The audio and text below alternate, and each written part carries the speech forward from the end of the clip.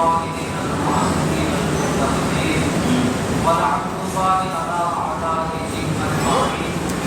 أما بعد قال رسول الله صلى الله عليه وسلم لقد قيمنا هذه الراية غدا رجلا صلى الله عليه وسلم يحب الله ورسوله ويحبه الله ورسوله.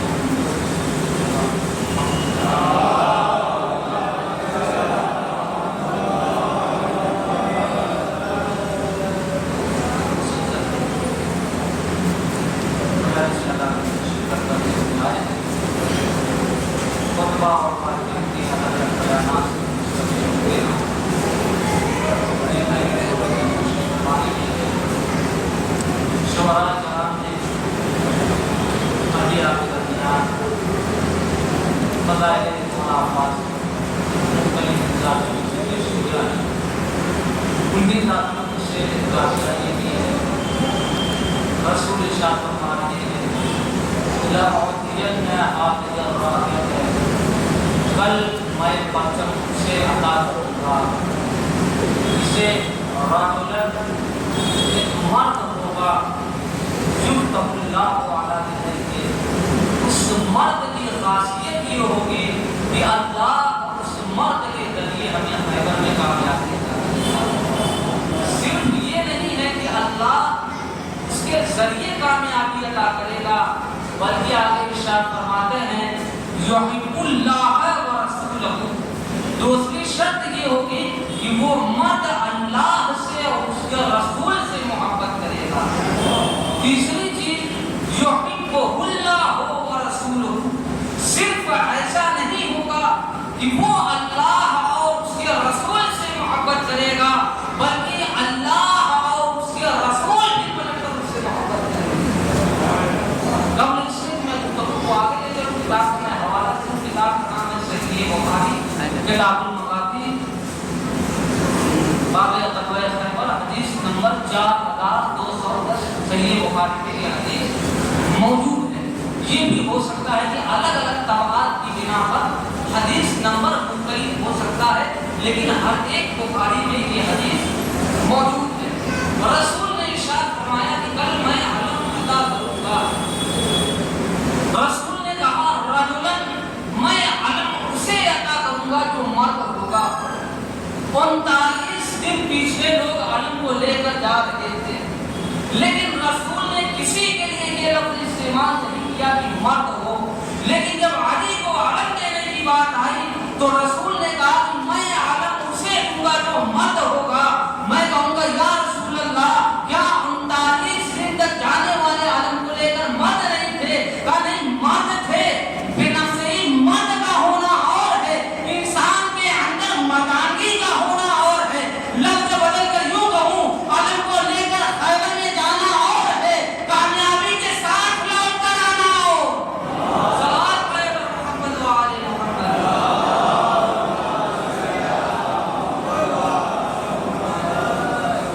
میدان میں علم کا لے کر جانا معیار نہیں ہے بلکہ کامیابی کے ساتھ واپس آنا مردانگی کی علامت ہے. اور یہی وجہ ہے کہ مرحوم صوفی جعفر صاحب کہتے تھے کہ شیخ بھاگ دوڑ ایسے کر رہے تھے خیبر میں جھنڈا لے کے جاتے ہیں اور پاس لے کے آتے ہیں. تاریخ میں ایسے افراد موجود ہیں جو خیبر میں گئے ہیں لیکن ان کو معلوم نہیں ہوا کہ کیا لے کر گئے تھے اور کیا لے کر آئے ہیں. تو علم کو اٹھانے کے لیے 3 شرطوں کا ہونا ضروری ہے. جب یہ 3 شرطیں کسی انسان کے اندر جمع ہوتی ہیں تو اس کو علم برداری کا حق حاصل ہوتا ہے. پہلی شرط کیا ہے؟ رجل مرد ہو. دوسری شرط کیا ہے؟ یفتح اللہ علی یدیہ. مرد ہونا کافی نہیں ہے. مرد ایسا ہو کہ جس کے ہاتھوں میں اللہ نے کامیابی رکھی. یحب اللہ ورسولہ. اللہ اور رسول سے محبت کرتا وہ یحب اللہ ورسولہ. صرف یہ نہیں ہے کہ وہ اللہ اور رسول سے محبت کرتا ہو بلکہ اللہ اور اس کے رسول بھی اس سے محبت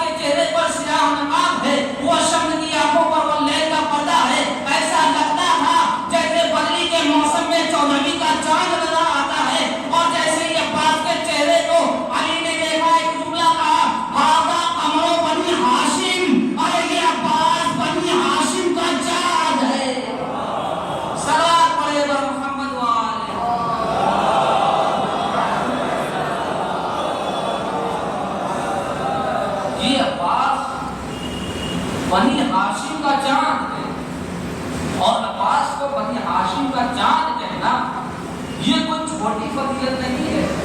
ہمارے سماج میں، ہمارے گھر میں ایک بچہ اگر خوبصورت پیدا ہو جاتا ہے تو وہی چاند بھی بن جاتا ہے، وہی سورج بھی بن جاتا ہے، وہی ستارہ بھی بن جاتا ہے. لیکن اہل بیت کے گھرانے جن میں سب کا حسن ایک الگ بھی مقام رکھتا ہو، جس گھر کے بچے حسن و حسین جن کا نام بھی لفظ حسن سے نکلا ہو، ان کے درمیان میں عباس کو کہنا یہ بنی ہاشم کا چاند ہے، یہ عباس کا مقام ہے، یہ مرتبہ ہے.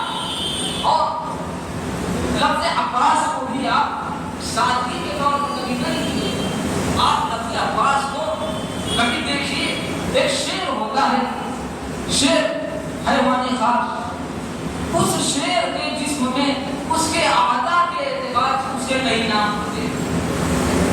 جب وہ شیر خاموشی کے ساتھ بیٹھا ہو تو اس کا نام ہوتا ہے اسد، اور جب وہی شیر اپنے شکار کو پھاڑ رہا ہو تو اس کا نام ہوتا ہے درغام، اور جب وہی شیر اپنی حفاظت کرتا ہو تو اس کا نام ہوتا ہے حارث، اور وہی شیر جب دہاڑے مارتا ہو تو اس کا نام ہوتا ہے لیث، اور وہی شیر جب پڑ کر اپنے دشمن پر حملہ کرتا ہے تو اس کا نام ہوتا ہے حیدر، اور وہی شیر جب میدان میں آ جاتا ہے جسے دیکھ کر دوسرے شیر پیچھے بھاگ جائے اسی شیر کا نام ہے عباس. سلام پڑھے گا محمد والے.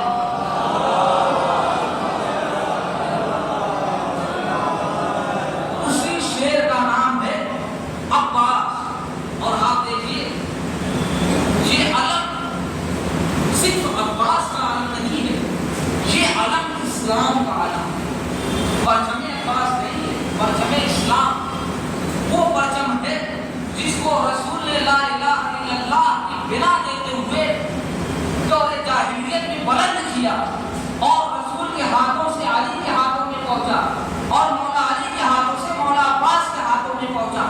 اسی طریقے سے نسل در نسل یہ پرچم آگے بڑھتا گیا.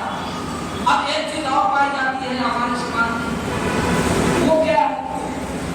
بعض لوگ کہتے ہیں علم مبارک، علم کو پرچم کو بعض لوگ کہتے ہیں علم مبارک، بعض لوگ کہتے ہیں جھنڈا. اس علم مبارک اور جھنڈا کا فرق کیا ہے؟ چیز ایک ہی ہے، لیکن کچھ لوگ جھنڈا کہتے ہیں، کچھ لوگ علم مبارک کہتے ہیں. تو جھنڈا اور علم مبارک کا جب بھی فرق پتا کرنا ہو تو بس جو حدیث میں نے پڑھی ہے ان میں جو شرطیں بیان کی گئی ہے ان شرطوں کو دیکھ لیجیے گا. اگر علم اٹھانے والے کے اندر وہ شرطیں موجود ہوں گی تو وہ علم مبارک کہلائے گا، اور بغیر شرط کا انسان اس عمل کو اٹھائے، اس علم کو اٹھا کر لے کر جائے تو پھر وہ علم نہیں ہے، جھنڈا ہے. تین شرطیں بیان کی ہے میں نے. پہلی شرط کیا ہے؟ رجل مرد ہو جو یفتح اللہ علی یدیہ، اللہ اس کے ہاتھوں کے ذریعے کامیابی عطا کرے. یحب اللہ ورسولہ، اللہ اور رسول سے محبت کرتا ہو. ویحبہ اللہ ورسولہ، صرف یہ نہیں کہ وہ محبت کرتا ہو بلکہ اللہ اور اس کے رسول بھی محبت کرتے ہوں.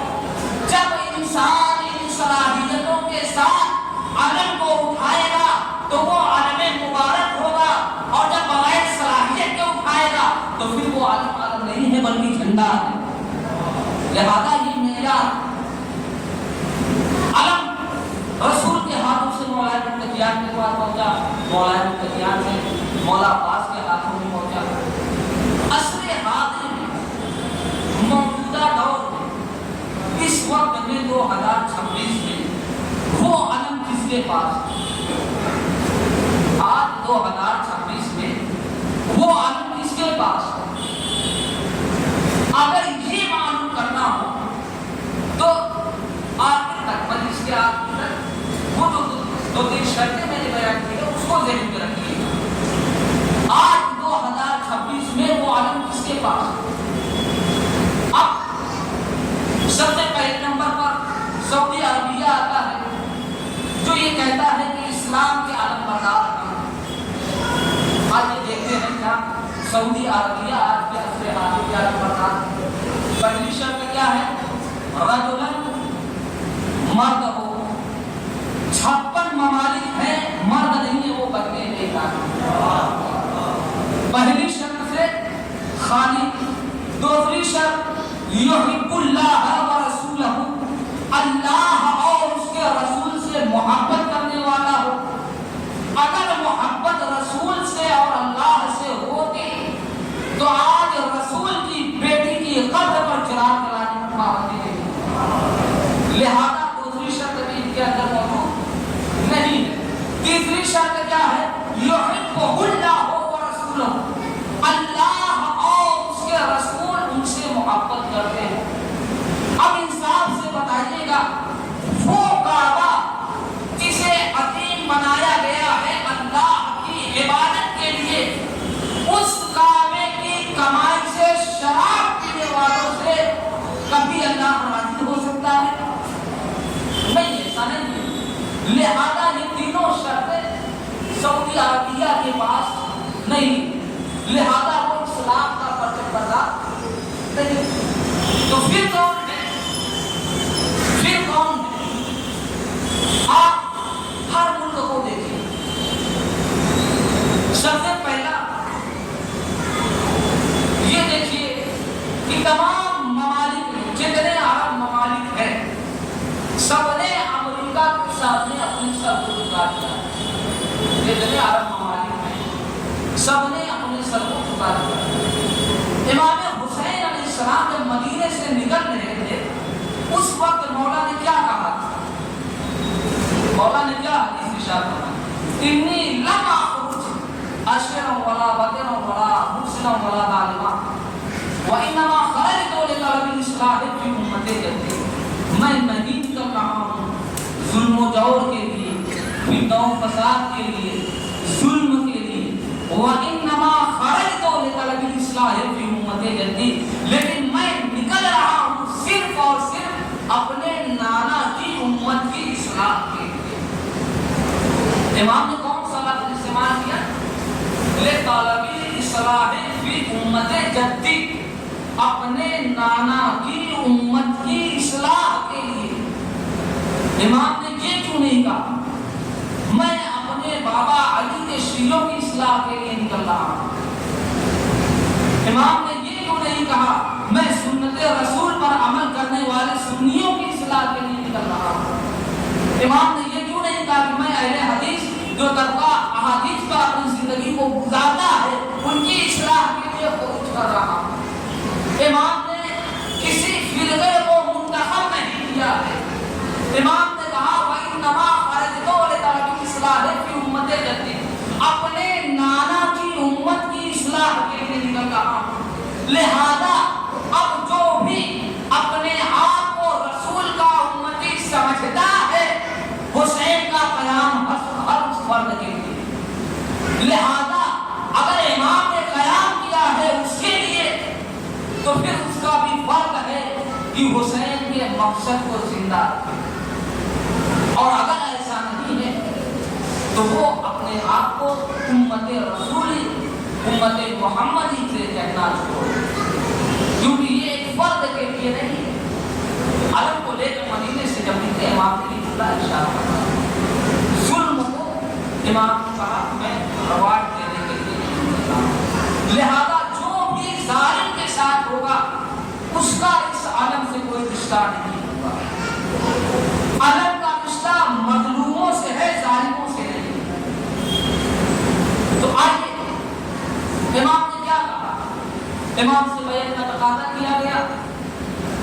इमाम ने कहा मिस्ली ला युबायु मिस्ला, मुझ जैसा तुझ जैसे की बैत नहीं कर सकता। लफ्ज़ों पर गौर कीजिए, मुझ जैसा तुझ जैसे की बैत नहीं कर सकता। इमाम को ये कहना चाहिए था जब आमने सामने मुखातब है तो जाहिर है कि जो मुखातब का सेवा है इमाम को वो इस्तेमाल करना चाहिए था। इमाम कहते थे ला युबायु, मैं तेरी बैत नहीं करूंगा। इमाम ने कहा मिस्ली, मेरे जैसा, ला युबायु मिस्ला, उस जैसे की बैत नहीं कर सकता। यानी इमाम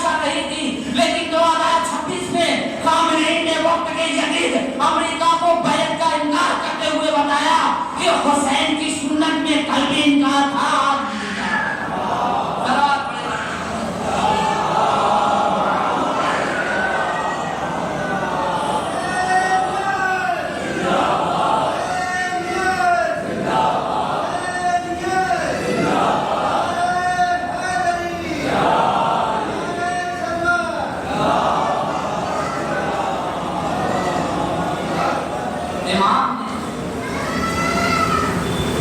کہا لہذا ایران نے کہا کہ جب امام سے بیعت نہیں لے سکے تو غلام سے بیعت کی سوچ بھی کیسے سکتے؟ اچھا ایک بات بعض لوگوں کے ذہنوں میں آتی ہے، سوال کرتے ہیں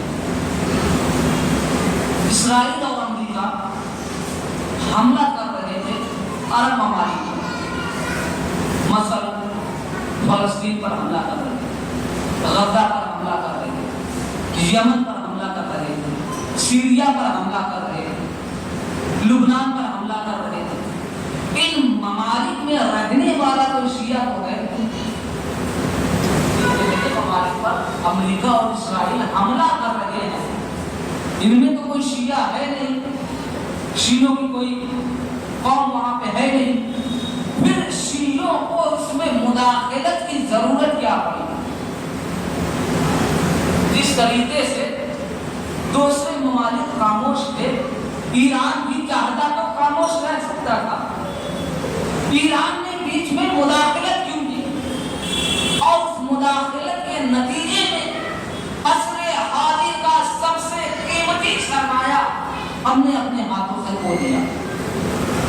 تو ایران نے ان معاملات میں مداخلت کیوں کی؟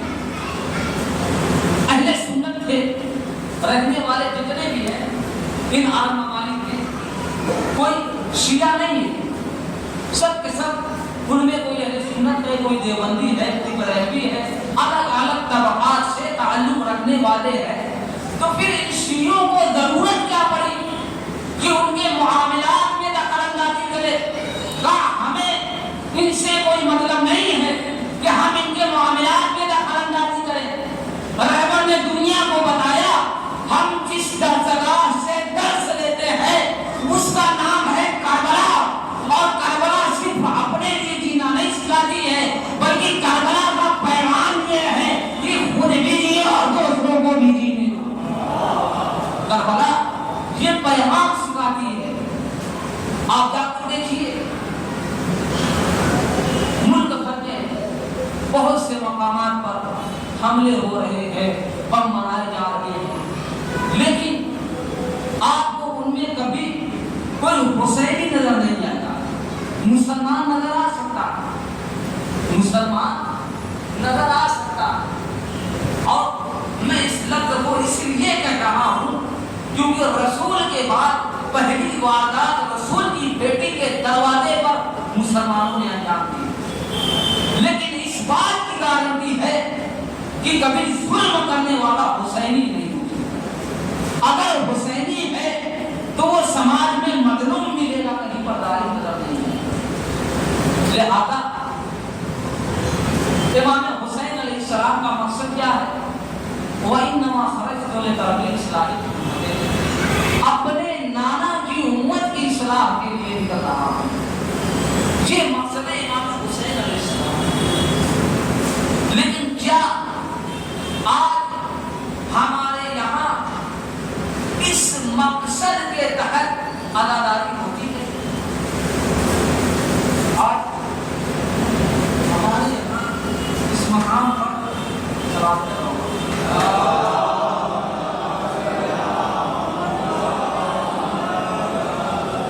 جو مقصد امام حسین علیہ السلام ہے، وَإِنَّمَا خَرَجْتُ لِتَرْبِيَةِ إِصْلَاحِ، میں نکل رہا ہوں اپنے نانا کی امت کی اصلاح۔ کیا ہماری مجالس میں، ہماری محافل میں یا ہمارے اور دیگر مواقع پر اس مقصد کو مد نظر رکھا جاتا ہے؟ اگر یہ مجالس، یہ محافل، یہ شب داریاں، یہ جلوس ادا حسین کے مقصد کے تحت ہے تو پھر یہ قابل قبول ہے، اور اگر نہیں ہے تو پھر یہ قابل قبول نہیں ہے۔ جو بہت سے لوگ بڑی بڑی شبداریاں کراتے ہیں، مجالس ادا کرواتے ہیں، لیکن مقصد اس میں نظر نہیں آتا۔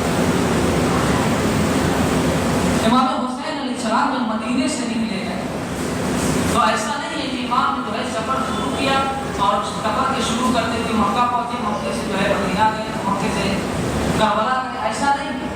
इमाम जैसे जैसे सफर में आगे बढ़ते थे लोगों को बताते थे मैं निकल रहा हूँ अपने नाना की उम्मत की इस्लाह, मेरा मकसद है यहाँ से मक्का जाना, मक्के से करबला जाना और करबला में ये नतीजा होने वाला है एक नाम।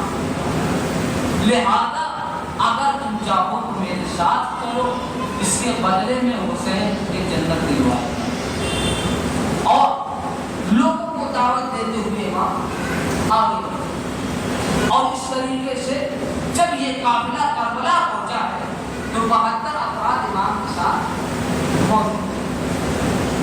उन्हीं में से एक शख्स है अब्दुल्ला इब्न हुरैलोफी, अब्दुल्ला इब्न हुरैलोफी। इमाम इसके पास पहुंचे, इमाम ने कहा कि मैं निकल रहा हूँ अपने नाना की उम्मत की इस्लाह, मेरा मकसद ये है यहाँ से मक्का जाऊँगा, मक्के से हज को उम्रे में तब्दील करते हुए करबला जाऊँगा, करबला में इस तरीके से शहादत का जाम नोश करूँगा और मनसिब शहादत का फायद हो जाऊँगा और मेरे तमाम चाहने वाले मेरे साथ शहीद हो जाएंगे।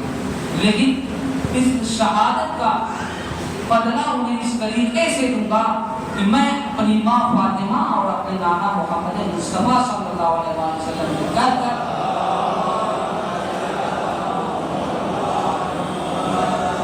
उनको जन्नत दिलवाऊं।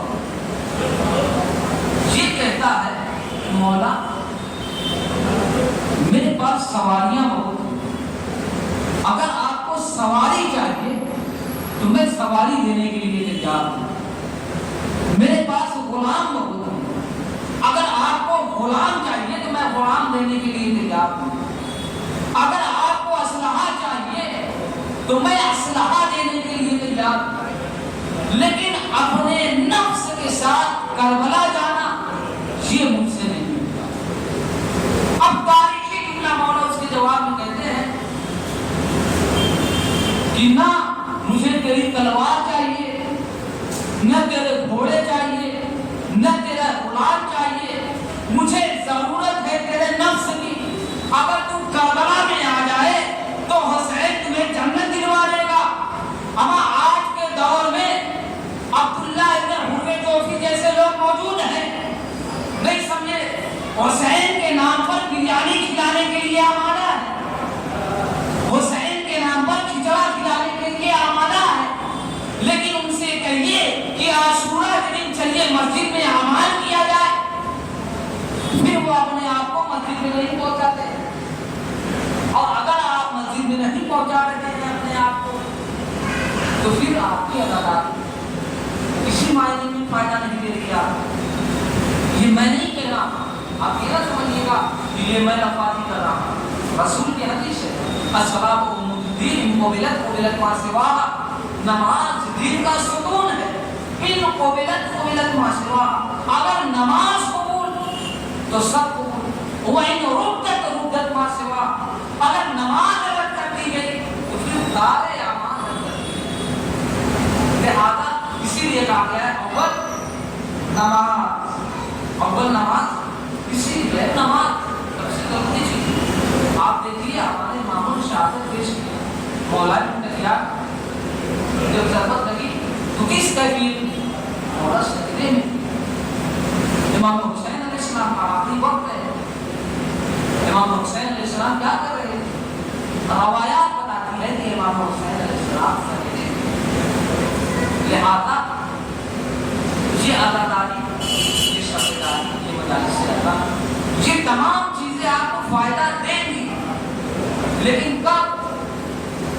जब आप अपने वाजिबात को अंजाम दें। बात को ये सवाल भी करते हैं मौलाना ये बताइए कि नमाज अफजल है या अदादारी? नमाज अफजल है या अदादारी? बात तो इसका जवाब नहीं देते, क्योंकि फिर उसको अलग तरीके से लोगों के सामने पेश किया जाता है कि मौलाना ने कहा है कि नहीं अदादारी कुछ नहीं है, नमाज जरूरी है। और अगर अदादारी दादी को ज़रूरी बताने के मौलाना तो नमाज को कम कर रहे हैं, कहा दादी को आगे बढ़ा रहे हैं। अब इसका जवाब क्या है? इसका जवाब ऐसे ही है, नमाज़े यौमिया, नमाज़े पंजगाना, इनके मुकाबले में आप लेके आइए नमाज़े शब। नमाज़े शब, नमाज़े शब की इतनी ज्यादा फजीलत है कि एक रवायत है, मैं रवायत के रावी और सनद पर नहीं जाऊंगा कि रवायत सही में कमजोर है, हसन है, कभी है, इससे मुझे बात नहीं करनी, लेकिन रवायत नमाज़े शब की फजीलत में इस तरीके से है कि जब मौला सज्जाद को यजीद ने आज़ाद किया तो उसने कहा, मौला क्या कोई ऐसा अमल है कि मेरे गुनाहों की मग़फ़िरत हो? जो रवायत में मैं वो बयान कर रहा हूँ। रवायत में ये मिला कि मौला ने कहा, नमाज़े शब पाबंदी से पढ़ो और अपने गुनाहों पर तौबा करो, अल्लाह माफ़ करे। ये नमाज़े शब की फजीलत है। लेकिन नमाज़े शब आप रोजाना पढ़िए और नमाज़े यौमिया ना पढ़िए, फिर कोई फायदा नहीं है। पूरे साल अदादारी कीजिए और नमाज ना पढ़िए तो आपकी अदादारी ऐसी ही है कि आप साल भर नमाज़े शब पढ़ते आए हैं लेकिन कभी नमाज़े यौमिया नहीं पढ़ा। ये नमाज़े यौमिया आप नमाज का जो मकाम इस्लाम में है, आप देखिए इस तरीके से मौला सज्जाद ने क्या, मौला हुसैन ने क्या कहा, कहबान कहना, अपनी नमाज़े शब की दुआओं में मुझे फरामोश न करना। मौला आखिरी वक्त है, ये कैसी वसीयत होती है? मौला ने मालूम है, मौला को इल्म है, इल्म गैब है, सब मालूम है कि सुबह आशूर आएगी और हम सबको शहीद होना। मौला ने एक शब्द की मोहलत मांगी, किस लिए? नमाज पढ़ने के लिए, इबादत करने के लिए। मौला ने दुनिया को ये बताया कि पहले वाजिबात को अंजाम देना है कि मुस्तहबात को अंजाम देना है। इसी वजह से इमाम ने जिस तरीके से इन्हें मदाद को बर्दाश्त किया, लिहाजा आज की इस मजलिस का पैगाम ये कि आप वाजिबात को पहले अंजाम दीजिए, उसके बाद मुस्तहबात। इत्तेहाद और भाईचारगी के साथ अपने समाज में जिंदगी गुजारनी। जरूरी नहीं है कि हर हुसैनी शिया, हुसैन का गम मनाने के लिए शिया होना शर्त नहीं। हुसैन का गम मनाने के लिए इंसान होना जरूरी है और उसके दिल में इंसानियत की धड़कन होना जरूरी है। इमाम ने किसी एक फर्द के लिए कुर्बानी नहीं दी है, इमाम ने पूरी उम्मत मुसलमान के लिए कुर्बानी दी है। लिहाजा जिस तरीके से इमाम ने कुर्बानी दी है, पूरी उम्मत मोहम्मदी का ये फर्ज है कि वो हुसैन का गम मनाए, चाहे अलग तरीके से मनाए, अपना जो तरीका गम गुस्से का। आप अपने आमाल से, अपने कैरेक्टर से, अपनी सीरत से ये जाहिर कीजिए कि हम हुसैन के गम में गमगीन हैं और हुसैन के दुश्मनों से नाराज हैं।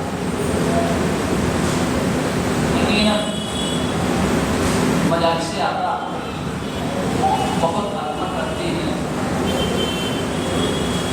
हुसैन करबला के मैदान में सन 61 हिजरी में पहुँचते हैं और तमाम कुर्बानियों को पेश करते हैं। करबला के मैदान में दुनिया ये कहते थी कि करबला के मैदान में जंग हुई थी, अगर अली असगर की कुर्बानी न हो। कुर्बानी अली असगर ने बता दिया कि کربلا جنگ کا نام نہیں ہے، کربلا ظلم کا نام ہے۔ کربلا میں ظلم ہوا، حسین کا یہ گھرانہ کیسے اجڑ رہا ہے آپ تصور کیجیے۔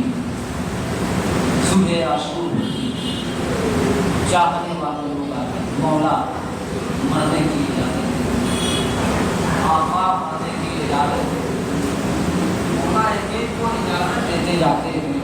عزیزوں وہ وقت بھی آتا ہے جب کڑیل جوان بھائی پاس آتا ہے، آ کر کہتا ہے آقا مجھے مرنے کی اجازت دے دیجیے، مولا مجھے مرنے کی اجازت دے دیجیے۔ عباس تمہیں کیسے مرنے کی اجازت دے دوں، تم میری لشکر کے عالم بردار ہوا کرتے تھے۔ عباس نے دائیں دیکھا، عباس نے بائیں دیکھا، آقا وہ لشکر ہی کہاں رہا جس کی میں عالم برداری کیا کرتا تھا۔ عزیزوں مولا عباس کو جنگ کی اجازت نہیں ملی ہے، لیکن اتنی اجازت ملی ہے کہ عباس قیام حسینی میں ننھے ننھے بچے العطاش العطاش کی صدائیں بلند کر رہے ہیں، عباس ان بچوں کے لیے پانی کا اہتمام کر دو۔ عباس قیام حسینی میں آتے ہیں، سکینہ سے مشق لیتے ہیں، مشق کو لے کر گھوڑے پر سوار ہوتے ہیں، اور گھوڑے پر سوار ہونے کے بعد ایک مرتبہ نہر فرات کی طرف روانہ ہوتے ہیں۔ نہر فرات کی طرف آنے کے بعد مشق سکینہ میں پانی بھرتے ہیں، پانی بھرنے کے بعد اپنے اسب باوفا کی طرف اشارہ کرتے ہیں، اے میرے اسب باوفا، ارے تم بھی تو کئی دنوں کا پیاسا ہے، ارے پانی موجود ہے، اپنی پیاس کو بجھا لے، لیکن آئے اس حیوان کی وفاداری، اے آقا میں کیسے پانی پی لوں؟ ارے حسین کی 4 برس کی سکینہ خیمے میں العطاش العطاش کی صدائیں بلند کر رہی ہے۔ دادا نے مغلوب کربلا پانی بھرنے کے بعد مولا عباس قیام حسینی میں آنا چاہتے ہیں۔ جیسے ہی ظالموں نے دیکھا ایک مرتبہ حکم آیا، ارے قیام حسینی میں پانی نہ پہنچ پائے، یہ ہاشمی شیر ہے، یہ ایسے قابو میں نہ آئے گا، اس کو دھوکے سے مارا جائے۔ دادا نے مغلوب کربلا اسی اثنا میں ایک ظالم نے ایسا تیر مارا، ارے سنسناتا ہوا تیر مولا عباس کی آنکھوں میں پیوست ہو گیا۔ ایک ظالم نے ایسا حملہ کیا، عباس کا دائرہ شانہ قلم ہو گیا۔ عباس نے مشق سکینہ کو بائیں بازو میں لیا، بائیں ہاتھ میں لیا، ایک ظالم نے ایسا حملہ کیا، ارے بائیں شانہ قلم ہو گیا۔ عباس کی تمنا تھی خیمے میں پانی پہنچایا جائے، دانتوں میں مشق سکینہ کو دبائے، تیز رفتار خیام حسینی کی طرف جانا چاہتے ہیں۔ ایک ظالم نے ایسا حملہ کیا، مشق سکینہ چھن گئی، پانی کربلا کی زمین پر، عباس کی امید ٹوٹی۔ ایک ظالم نے سر پہ ایسی گرد ماری، گھوڑے پہ سنبھلا نہ گیا، آواز دی آقا حسین غلام کی مدد کے لیے آئیے۔ جیسے ہی اس آواز کا مولا حسین کے پاس پہنچنا تھا، اپنی کمر پر ہاتھ رکھا، ایک مرثیہ پڑا، یا آخی الان انکسر ظہری، اے عباس، اے تیرے غم نے میری کمر توڑ دی۔ دادا نے مغلوب کربلا ٹوٹی کمر پر ہاتھوں کو رکھے ہوئے پھر مظلوم آقا گرتے پڑتے لاش عباس کے قریب پہنچتا ہے، سوال کرتے ہیں عباس اگر کوئی تمنا ہے تو بتا دو، عباس اگر کوئی تمنا ہے تو بتا دو۔ مولا عباس کہتے ہیں آقا میری تمنا ہے۔ کہا کون سی تمنا ہے؟ کہا پہلی تمنا یہ ہے کہ جب میں دنیا میں آیا تھا تو سب سے پہلے آپ کا دیدار کیا تھا، آج میں دنیا سے جا رہا ہوں تو میں آپ کا دیدار کرنا چاہتا ہوں، لیکن اے آقا ارے میں آپ کا دیدار کیسے کروں؟ ایک آنکھ میں تیر لگا ہوا ہے، دوسری آنکھ میں خون، بھائی نے ابا کے ٹاور سے خون کو صاف کیا، بھائی نے بھائی کا دیدار کر دیا۔ کہا عباس کوئی اور تمنا ہو تو بتاؤ؟ کہا آقا میری ایک تمنا اور ہے۔ کہا کون سی تمنا؟ کہا میرے لاشے کو